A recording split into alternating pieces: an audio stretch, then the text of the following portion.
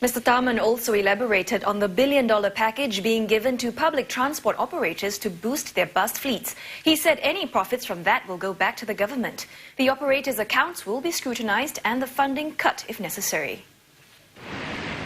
Mr. Tharman said the government's decision to help public transport operators boost bus capacity is an extraordinary move that's important to reduce waiting time for commuters and congestion on buses.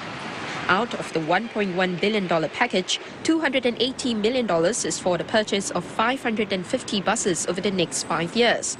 The remaining $820 million is to cover the net operating costs for 10 years.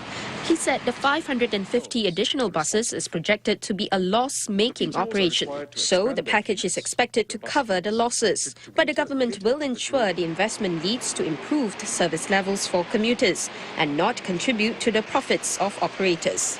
The $1.1 billion will be reduced as their losses are reduced, and if they make a profit, it all comes back to us.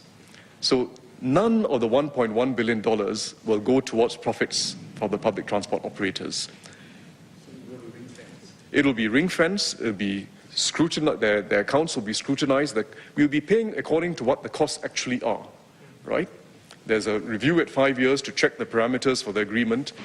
Mr. Tharman said the package is a subsidy for commuters and not for operators. He said if the government did not step in, significant service improvements would only be achievable if fares are raised sharply.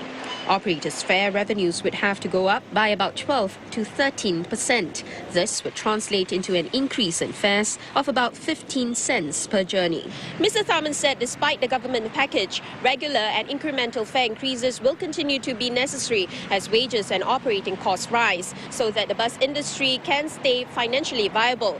But the government will continue to ensure that needy commuters get the adequate assistance for their expenses.